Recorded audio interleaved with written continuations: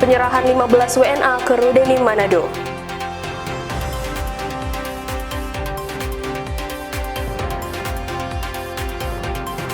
Cek bahan berbahaya, BB POM Gorontalo uji sampel jajanan takjil.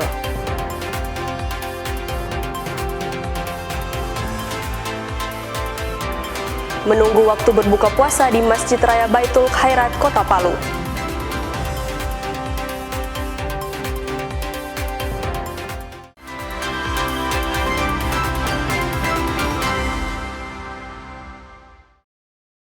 Selamat pagi saudara, apa kabar Anda hari ini? Kita jumpa dalam program Kompas Pagi.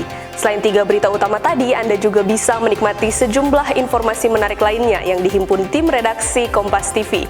Bersama saya Megumi Sumah, inilah Kompas Pagi selengkapnya, hanya di Kompas TV, independen, terpercaya.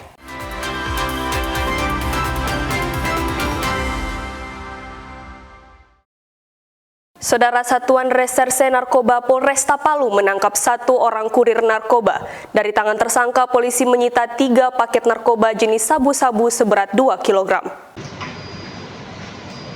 Polisi menangkap 1 orang tersangka berinisial AR di rumahnya di Kabupaten Sigi pada Jumat 20 Februari. Polisi sudah melakukan pengintaian dan pengejaran dari laporan transaksi narkoba jenis sabu di Kelurahan Kayu Malue, Kota Palu. Polisi kemudian melakukan penggeledahan dan mendapatkan barang bukti narkoba jenis sabu dalam 3 paket besar seberat 2 kg. Dari pengakuan tersangka di Kelurahan Kayu Malue, tersangka sudah menjual sekitar 1 kg sabu-sabu. Kasat Res Narkoba Polresta Palu Kompol Usman bilang, peran AR sebagai kurir, tersangka mendapatkan barang dari orang tak dikenal kemudian dibawa ke Kayu Malue. Berhasil menangkap dan mengamankan seseorang yang mengaku bernama AR alias B di BTN Nabila Desa Baliase, Kecamatan Marwola, Kabupaten Sigi. Kemudian kami membawa yang bersangkutan bersama mobilnya. Kemudian kami melakukan penggeledahan, ditemukan barang bukti berupa 3 paket yang diduga berisikan narkotika jenis sabu dalam mobil Daihatsu Ayla. Polisi masih mencari jaringan sumber dari barang terlarang tersebut. Atas perbuatannya, tersangka dijerat pasal 114 ayat 2 Undang-Undang RI nomor 35 tahun 2009 tentang narkotika junto Undang-Undang RI nomor 1 tahun 2026 tentang penyelesaian pidana atau pasal 609 ayat 2 huruf A KUHP. Aldrim Talara, Kompas TV Palu, Sulawesi Tengah.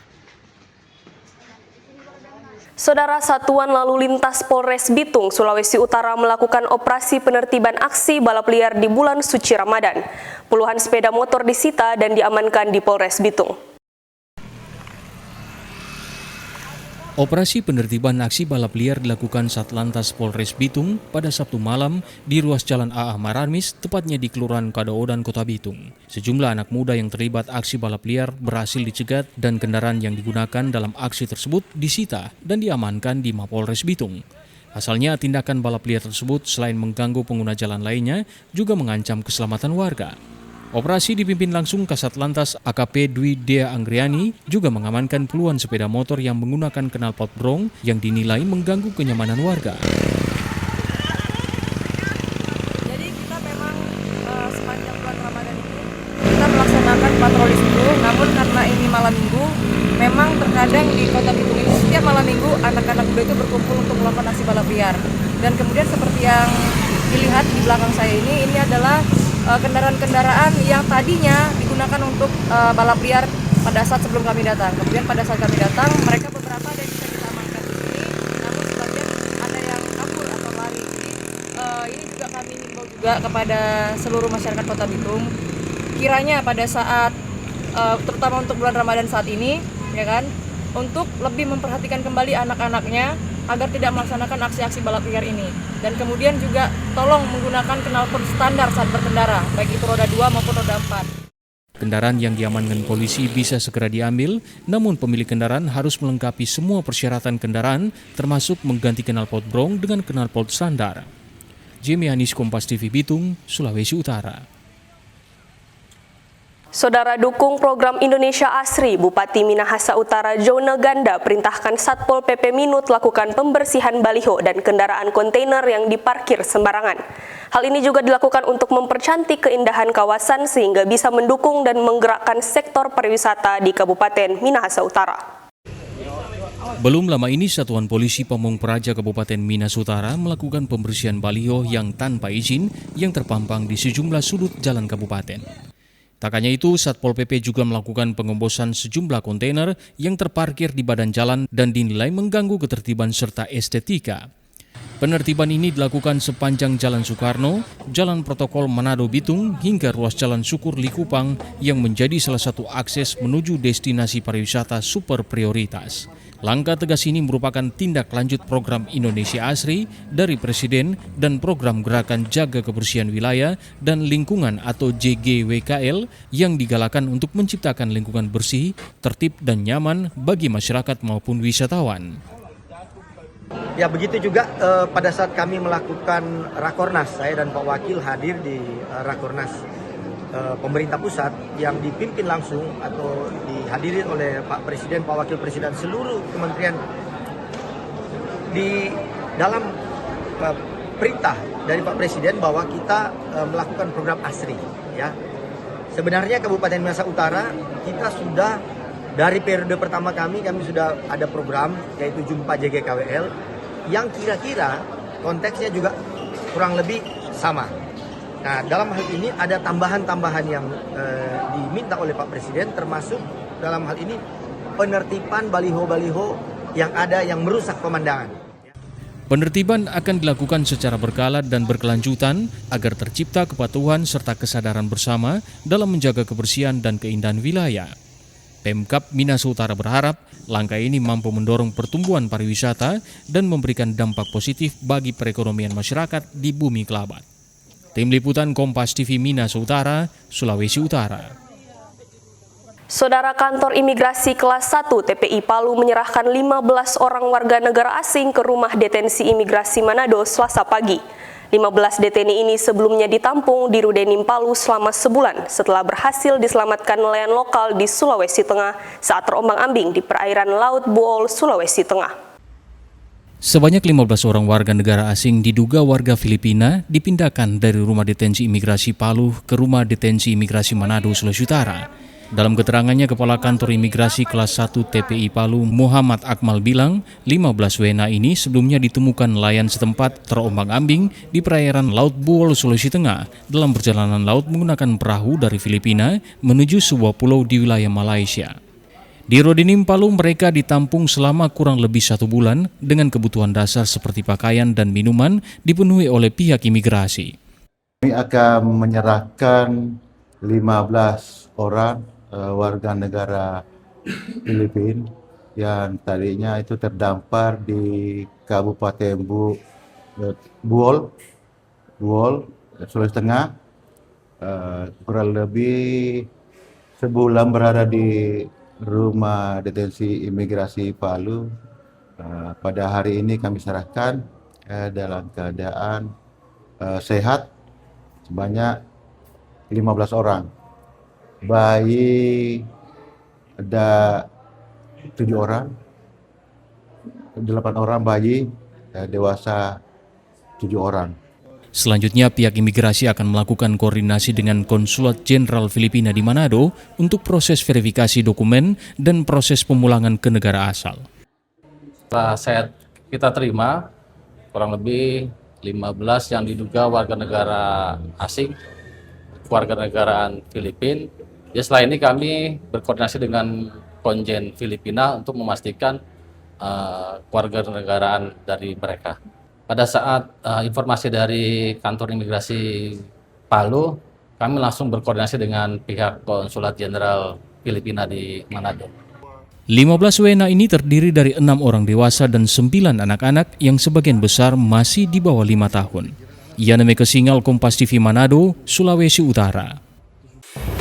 Informasi cek bahan berbahaya BB POM Gorontalo uji sampel jajanan takjil, tetaplah bersama kami.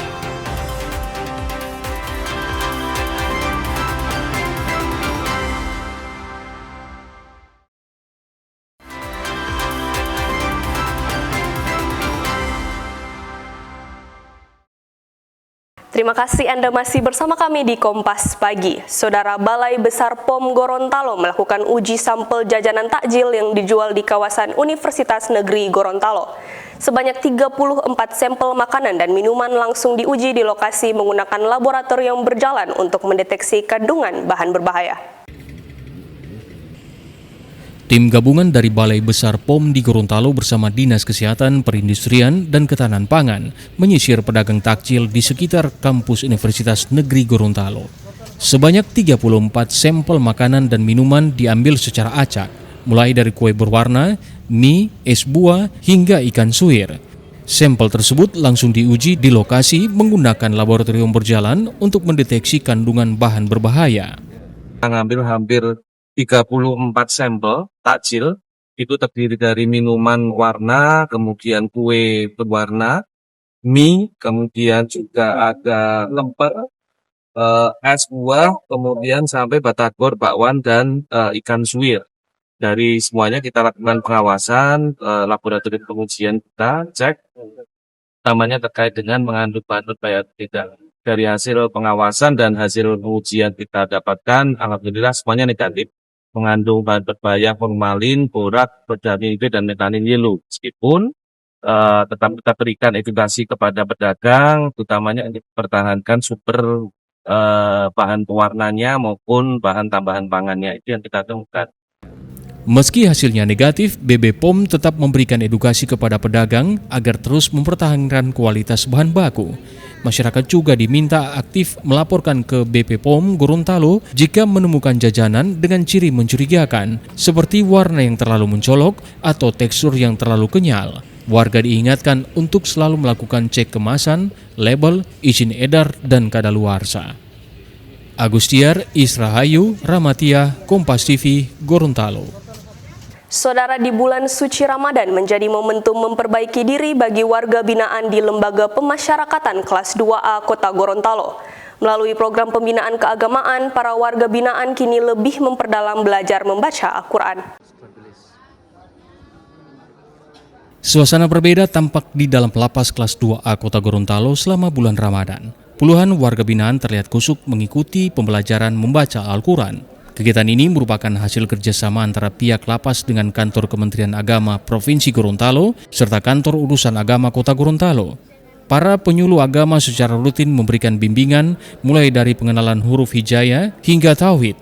Salah satu warga binaan mengaku sangat merasakan manfaat dari program tersebut. Ia menuturkan saat pertama kali masuk lapas, dirinya belum mampu membaca Al-Quran. Namun kini, berkat ketekunan dan bimbingan para penyuluh, dirinya sudah bisa membaca Al-Quran dengan lancar.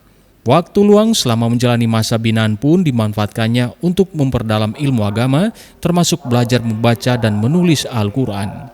Sama sekali tidak tahu membaca Al-Quran ataupun Iqra, karena di luar saya tidak belajar. Ketika saya dilimpahkan ke kejaksaan kemarin, hanya saya bergabung dengan teman-teman saya yang belajar Iqra, berdaftar di sekretaris, sampai kami diajak oleh guru-guru dari Depak. Guru-guru dari Depak, kalau tidak ada guru-guru dari Depak tidak ada pendamping dari Depak yang mempelajari kami setiap saat. Sampai bisa menguasai Al-Quran. Dari Iqra sampai selesai Iqra 6, sampai bisa menguasai Quran. Awal-awalnya ada kesulitan tersendiri, Pak, selama belajar? Selama belajar itu memang ada, tapi tidak seberapa karena banyak kita orang di sini mempelajari kelompok. Dari guru dari Departemen Agama kasih belajar kita orang, ketika mereka sudah pulang, di kamar kami mempelajari membaca Iqra. Sementara itu, Kepala Lapas Gorontalo mengatakan kegiatan ini merupakan bagian dari program pembinaan kemandirian warga binaan. Melalui pembinaan keagamaan, diharapkan para warga binaan tidak hanya menjalani masa hukuman, tetapi juga mendapat bekal moral dan spiritual saat kembali ke masyarakat. Yang pasti di saat bulan suci Ramadan ini ada satu penegasan lebih kuat karena ada kegiatan-kegiatan tarawih, ya ada tadarus yang dilaksanakan di sini, sehingga perlu satu kewaspadaan tetap diutamakan untuk menjaga gangguan-gangguan keamanan dan ketertiban. Namun demikian saya yakin percaya di lapas ini aman dan tertib. Selain pembelajaran Al-Quran, selama Ramadan pihak lapas juga menggelar berbagai lomba keagamaan. Kegiatan ini disambut antusias oleh warga binaan dan menjadi sarana mempererat kebersamaan di dalam lapas. Agustiar, Kompas TV, Gorontalo. Saudara, Bank Indonesia Provinsi Gorontalo menggelar Basar Ramadan dibuka langsung Gubernur Gorontalo dan melibatkan ratusan pelaku usaha mikro, kecil, menengah, serta partisipasi masyarakat. Basar Ramadan kali ini berbeda dengan tahun sebelumnya, yaitu dengan menghadirkan produk pangan organik. Pembukaan Basar Ramadan yang digelar oleh Bank Indonesia Gorontalo berlangsung di kantor Bank Indonesia Gorontalo. Kegiatan ini dibuka oleh Gubernur Gorontalo yang meninjau langsung stand-stand UMKM peserta Basar yang berada di halaman kantor Bank Indonesia Gorontalo. Kepala Bank Indonesia menyampaikan pelaksanaan tahun ini berbeda dibandingkan tahun sebelumnya. Fokus utama dititik beratkan pada pengembangan produk pertanian organik yang dihasilkan oleh pesantren mitra dan kelompok tani binaan di wilayah Gorontalo. Ramadan kali ini diikuti oleh sekitar 175 UMKM dan juga ada masyarakat yang nitip, itu ada sekitar 113. Jadi totalnya ada 288 yang terlibat dalam Basar Ramadan di tahun 2026 ini. Konsepnya yang berbeda dengan tahun lalu adalah saat ini kami menampilkan produk-produk pertanian organik, baik yang dihasilkan oleh pesantren, mitra dari Bank Indonesia maupun dari kelompok tani yang selama ini menjadi binaan Bank Indonesia dalam mengembangkan pertanian organik. Dengan tampilnya pertanian organik ini, kami ingin memberikan pesan bahwa sudah saatnya kita mendorong produktivitas pertanian melalui pertanian organik yang memang terbukti akan meningkatkan produktivitas lebih dari 50% daripada pertanian konvensional. Kegiatan ini dilaksanakan di Galeri UMKM Olaku sebagai pusat pengembangan usaha. Galeri ini berfungsi sebagai pusat display produk unggulan sekaligus pusat peningkatan kapasitas untuk meningkatkan kualitas dan kuantitas terhadap produk UMKM. Bank Indonesia menegaskan komitmen untuk terus berkolaborasi bersama pemerintah daerah, Dewan Kerajinan Nasional Daerah atau Dekranasda, dan Komite Daerah Ekonomi dan Keuangan Syariah, terkhususnya di bulan Ramadan. Agustiar, Ramatia Arjoyo, Kompas TV, Gorontalo. Saudara, mengambil tema Colorful Ramadan Barokah, Hotel Santika Palu menawarkan aneka menu saat berbuka puasa. Mulai dari menu Nusantara, Asia, dan Eropa disajikan untuk menambah cita rasa saat bulan puasa. Saudara, suasana Ramadan terasa semakin hangat di Hotel Santika Palu. Dengan mengangkat tema Colorful Ramadan Berkah, kali ini Hotel Santika menghadirkan beragam pilihan menu untuk berbuka puasa. Mulai dari takjil tradisional, hidangan khas Nusantara, hingga menu yang menggabungkan sajian khas dari Prancis dan juga Jepang yang menjadi favorit Hotel Santika kali ini. Dan ini dia liputannya untuk Anda. Setiap bulan Ramadan, tiap hotel selalu menawarkan menu berbuka puasa dengan cita rasa yang khas. Salah satunya di Hotel Santika Palu. Pada bulan Ramadan tahun 2026 ini, Santika menawarkan aneka menu saat berbuka puasa. Kali ini, ikon menu ada brule mohat dan yaki imo. Meski memiliki nama dari luar negeri, bahan-bahannya justru berasal dari kota Palu dan sekitarnya. Seperti kentang dan ubi, distok langsung dari petani dari Kabupaten Sigi. Sementara bahan lainnya berasal dari kota Palu. Untuk hari ini kita ada ikonik menu brule mohat sama yaki imo. Ya, untuk brule mohat ini terbuat dari kentang yang dipanggang, kemudian dikasih dengan keju mozzarella, kemudian kita panggang. Terus yang untuk yaki imo sendiri kita ada dari ubi juga, cuma ini dari ubi jalar yang kita panggang juga, terus kita kasih vanilla saus, kemudian kita kasih dengan taburan gula, kemudian kita bakar di torch. Jadi akan membentuk seperti karamel. Selain kedua menu ikon itu, pengunjung juga dimanjakan dengan aneka menu lainnya dari berbagai daerah, baik Nusantara, Asia, dan Eropa. Tiap hari akan ada menu baru yang ditawarkan untuk menggambarkan kemeriahan saat menjalankan ibadah puasa. Aneka hidangan ini tentu bisa menjadi referensi untuk berbuka puasa bersama keluarga maupun kerabat.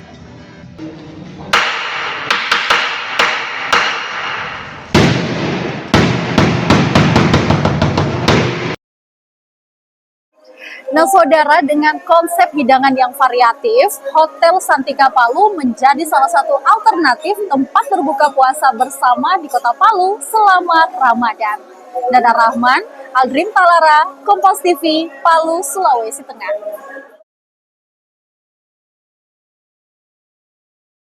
Saudara, Masjid Raya Baitul Khairat kini telah menjadi ikon baru Kota Palu.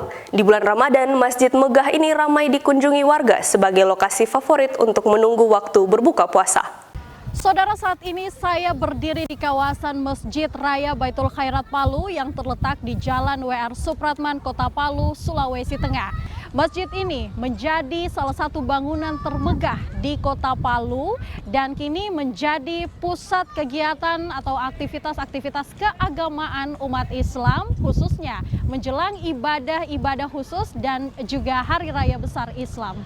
Masjid Raya Baitul Khairat diresmikan pada Desember 2025 lalu. Rumah ibadah ini dibangun kembali setelah sempat hancur akibat bencana tahun 2018 silam. Kini, Masjid Raya Baitul Khairat tampil lebih megah dan memecahkan 2 rekor muri. Sebagai masjid dengan kubah terbesar berdiameter 90 meter, serta jam analog terbesar dengan diameter 19,3 meter. Kemegahan inilah yang menarik perhatian warga dari dalam maupun luar Kota Palu. Selama Ramadan, pengunjung ramai berdatangan bersama keluarga untuk berfoto sekaligus menunggu waktu berbuka puasa. Karena masjidnya baru juga kan, dan keluarga juga jauh dari Tojo Una-Una datang ke Kota Palu. Jadi sambil menunggu waktu berbuka puasa, jadi kita memanfaatkan waktu untuk berkunjung ke masjid ini.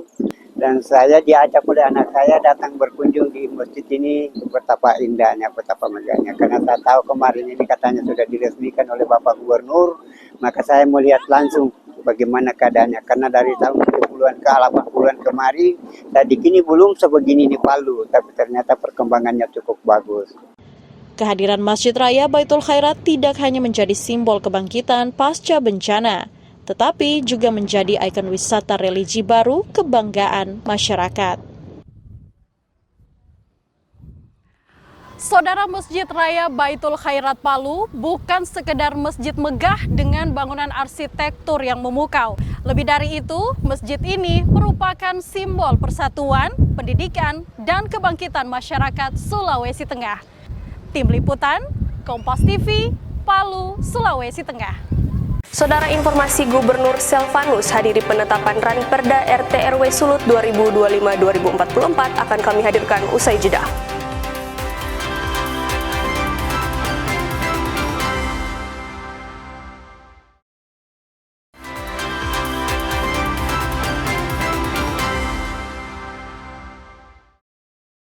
Saya Megumi Suma dan Anda masih bersama kami di Kompas Pagi. Saudara, hasil tangkapan ikan di wilayah perairan Sulawesi Utara turun di awal tahun 2026. UPTD Pelabuhan Perikanan Pantai menyebut penurunan tersebut sebagai siklus yang biasa terjadi di setiap awal tahun. Sejak Januari hingga Februari 2026, UPTD Pelabuhan Perikanan Pantai mencatat adanya penurunan hasil tangkap ikan di perairan Sulawesi Utara. Dari data yang ada pada Januari 2026, hasil tangkapan ikan hanya mencapai 799.405 kg, turun dibandingkan hasil tangkapan Januari 2025 yang mencapai 957.024 kg. Kondisi ini diperkirakan terjadi hingga bulan Maret mendatang. Di mana tiap bulan Januari sampai Maret itu biasanya hasil sedikit dikarenakan cuaca yang kurang baik, kurang bagus, sehingga hasil yang tidak didapat oleh kapal penangkap ikan tidak maksimal. Penurunan tangkapan ini, kata Tommy, bukan hanya mempengaruhi stabilitas harga, tetapi juga ketersediaan ikan di sejumlah pasar. Swingli Manderes, Kompas TV Manado, Sulawesi Utara. Saudara, akibat cuaca buruk, harga ikan teri di pasar tradisional 23 Maret Kota Mobagu, Sulawesi Utara kini tembus Rp200.000 per kilogram. Dampak cuaca buruk di laut membuat pasokan ikan segar di pasar tradisional 23 Maret Kota Mobagu, Sulawesi Utara berkurang. Masyarakat terpaksa beralih membeli ikan teri dan ikan asin sebagai alternatif. Namun tingginya permintaan masyarakat membuat harga ikan teri juga naik drastis, tembus Rp200.000 per kilogram. Demikian pula dengan ikan asin, naik menjadi Rp100.000 per kilogramnya. Para pedagang di pasar ini bilang kenaikan harga ikan teri dan ikan asin ini terjadi sejak memasuki bulan suci Ramadan. Bahkan untuk menjaga agar stok tetap tersedia, pedagang mendatangkan ikan teri dan ikan asin dari daerah Sorong dan Kalimantan. Untuk ikan teri ada yang 200, ada 18, ada 90, ada 120, ada 110. Sebelumnya berapa, Pak? Biasanya yang 80 cuma 70. Yang 100 biasanya cuma 80. Ada yang super biasa 15, sekarang 200. Harga ikan teri naik nggak, Pak? Ya naik, Pak. Naiknya kira-kira berapa itu, Pak? Ya biasanya cuma 80, sekarang 95 sampai 100. Selain komoditas ikan, harga bahan pangan lain merangkak naik. Harga tempe murni biasanya dijual pedagang Rp5.000, kini naik menjadi Rp6.000 per bungkus. Berbeda dengan tahu yang biasanya dijual Rp10.000, yang biasanya dijual Rp10.000 per kantung, isi 10, kini mengalami pengurangan takaran, namun harganya tetap Rp10.000 per kantung. Meski terjadi kenaikan harga sejumlah bahan pangan, namun kondisi ini tidak mempengaruhi daya beli masyarakat, apalagi di momen bulan Ramadan. Rahman Rahim, Kompas TV, Kota Mobagu, Sulawesi Utara. Saudara, Dewan Perwakilan Rakyat Daerah Provinsi Sulawesi Utara menggelar rapat paripurna dalam rangka penetapan perubahan program pembentukan peraturan daerah atau Propemperda tahun 2026 dan rancangan peraturan daerah tentang rencana tata ruang wilayah atau RT/RW tahun 2025-2044 Selasa siang. Penetapan Ranperda RT/RW dihadiri Gubernur Julius Selvanus dan Wakil Gubernur Victor Mailangkai. Rapat paripurna penetapan Ranperda RT/RW menjadi perda dipimpin Ketua DPRD Sulut Fransiskus Andi Silangen. Dalam rapat paripurna tersebut, eksekutif dan legislatif menyetujui perda tentang RT/RW tahun 2025-2044. Ranperda RT/RW disahkan setelah mendapatkan persetujuan substansial dari Kementerian Agraria, Tata Ruang, Badan Pertanahan Nasional, dan dikonsultasikan dengan kementerian terkait lainnya. Di sini untuk menyatakan dukungan penuh pemerintah provinsi atas perubahan Propemperda tahun 2026 ini. Angka ini merupakan keputusan taktis dan strategis untuk mengakomodir Ranperda RT/RW 2025-2044. Penyesuaian ini sangat krusial agar seluruh agenda besar kita memiliki legalitas yang sah dan prosedur yang konstitusional. Pertama, terhadap Ranperda penanggulangan bencana daerah dan Ranperda perubahan bentuk hukum perusahaan daerah pembangunan menjadi Perumda Pembangunan Sulawesi Utara. Ketua Pansus RT/RW DPRD Sulut Henry Waluko bilang, peraturan daerah RT/RW ini akan memberi arah bagi pemanfaatan ruang wilayah di Sulawesi Utara untuk periode 20 tahun ke depan. Ketika hari ini sudah diparipurnakan, tentunya ada beberapa tahapan yang kami lewati. Ada tahapan internal, ada tahapan lintas kabupaten kota, kami mengumpulkan, kemudian ada tahapan lintas sektor dengan kementerian. Dan pada tanggal 19 juga ada tahapan persetujuan substansi. Nah, selesai diparipurnakan, RT/RW ini juga nantinya akan dievaluasi oleh Kemendagri. Jadi dikirim dan nantinya dievaluasi. Selain menetapkan Perda RT/RW, dalam rapat paripurna tersebut turut dibahas pengambilan keputusan terhadap Ranperda tentang penanggulangan bencana daerah. Ranperda tentang perubahan bentuk hukum perusahaan daerah, pembangunan Provinsi Sulut menjadi perusahaan umum daerah pembangunan Sulut, sekaligus pendapat akhir Gubernur terhadap 3 buah Ranperda tersebut. Yana Mekesingal, Kompas TV Manado, Sulawesi Utara. Saudara anggota DPD RI Stefanus Banliau mengajak seluruh warga Sulawesi Utara untuk dapat menaruh perhatian pada upaya pelestarian alam.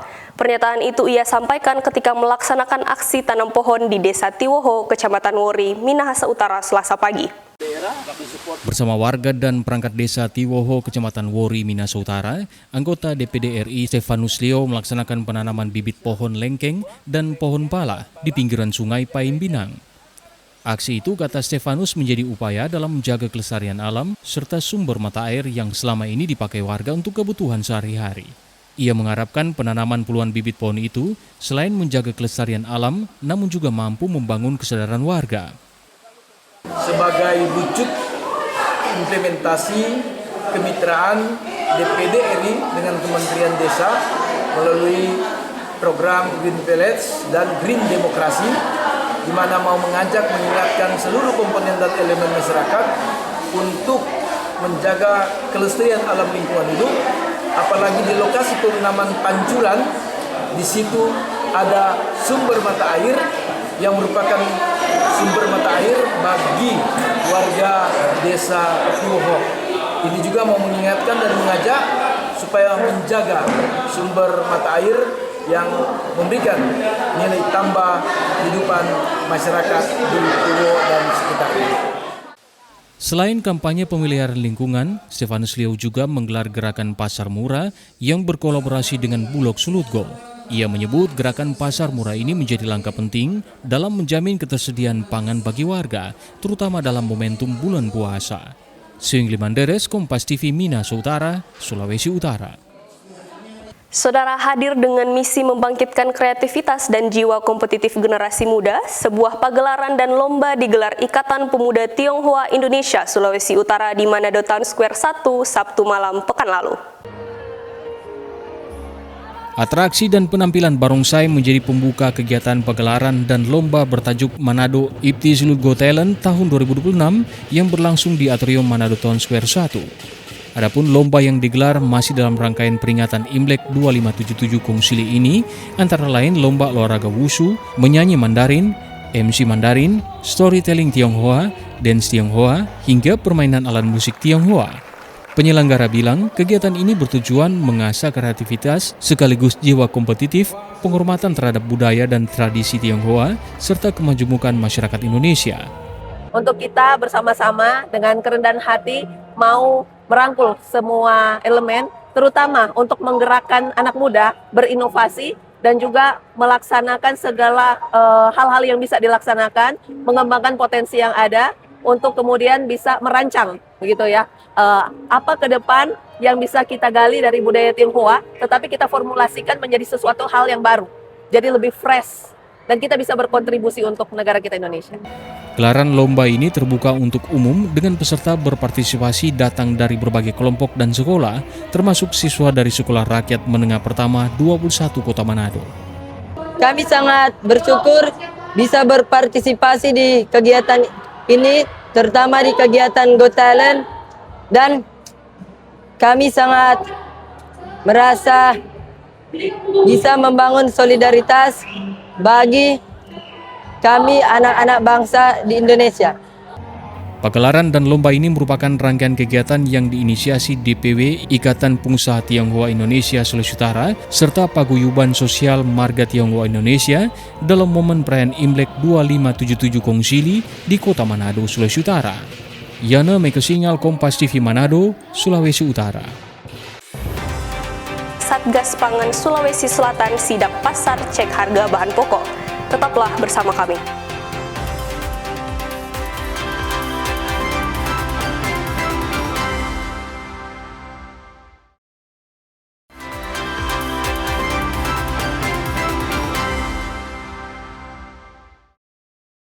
Terima kasih Anda masih bersama kami di Kompas Pagi. Satgas Pangan yang terdiri dari Krimsus Polda Sulawesi Selatan, Bulog, Disperindak, dan Dinas Ketahanan Pangan Sulawesi Selatan melakukan sidak di pasar tradisional Panampu, Kota Makassar. Dalam sidak kali ini, petugas gabungan mendapati harga daging sapi dan cabai sudah normal. Satgas Pangan Provinsi Sulawesi Selatan yang terdiri dari Krimsus Polda Sulawesi Selatan, Bulog, Disperindak, dan juga Dinas Ketahanan Pangan Sulawesi Selatan melakukan sidak ke sejumlah pasar tradisional yang ada di Makassar. Kali ini Satgas Pangan ini mendatangi Pasar Panampu, Kota Makassar. Dalam sidak kali ini, petugas gabungan mengecek sejumlah harga, diantaranya harga daging sapi, daging ayam, cabai rawit, dan minyak kita. Untuk harga daging sapi dijual dengan harga Rp110.000 hingga Rp120.000. Harga daging ayam dijual dengan harga Rp26.000 per kilogram, cabai dijual dengan harga Rp55.000 per kilogram, sedangkan untuk ketersediaan minyak kita di pasar ini juga masih terpenuhi.